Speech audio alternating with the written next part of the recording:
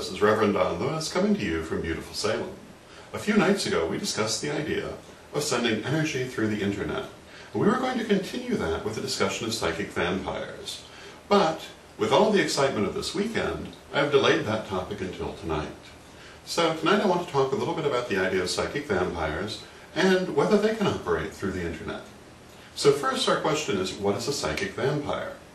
A psychic vampire is a person who tends to pull in energy unconsciously from people around them and also from their surroundings in general.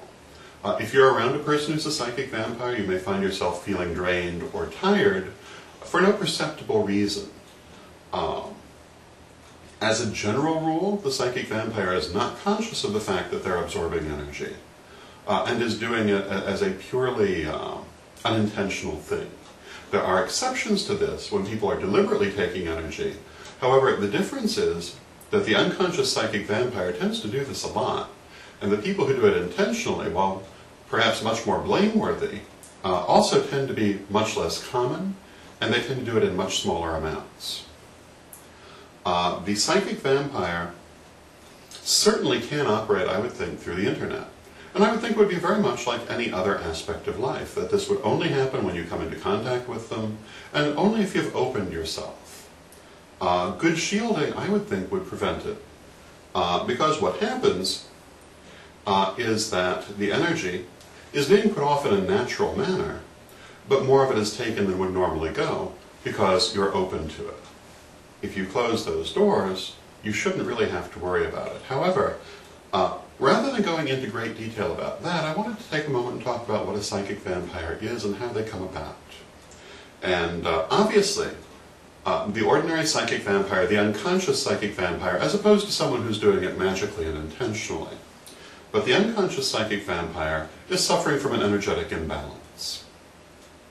And I always wondered what could be done about this, because surely something could be done about it. And it was Michelle Belanger who gave me what I thought was the most insightful information on the matter that I have ever heard.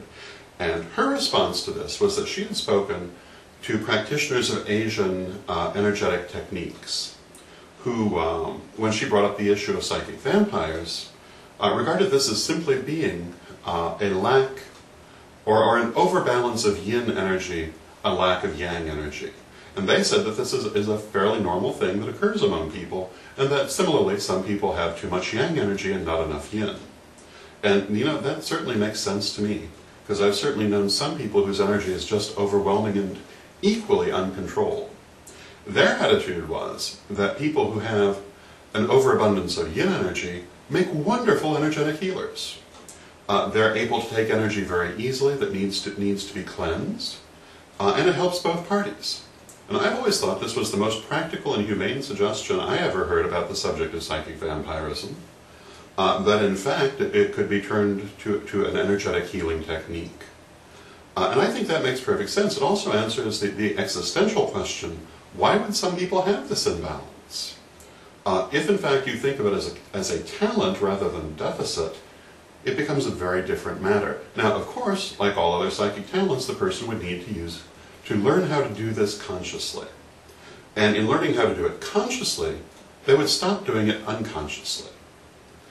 So, my personal point of view on the subject of the psychic vampire is that the person who notices that they have this should really learn energetic techniques and gain conscious control of it, and use it with people who have too much energy. And they will be only too happy to have you cleanse that extra energy.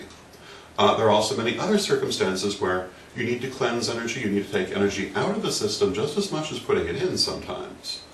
And this is where psychic vampires could be very helpful. And so instead of thinking of it as a purely negative thing, I think of it as something, an area where the frontiers of metaphysical science need to be expanded.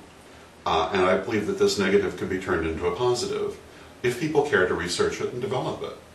And I personally have the greatest respect for Michelle Belanger for her work in developing this knowledge and how to use it in a positive way. So, those are my musings about psychic vampires. I hope you find them interesting. I suspect there'll be comments on this vlog, and I'm curious to see what they are. But until next time, I bid you blessed be.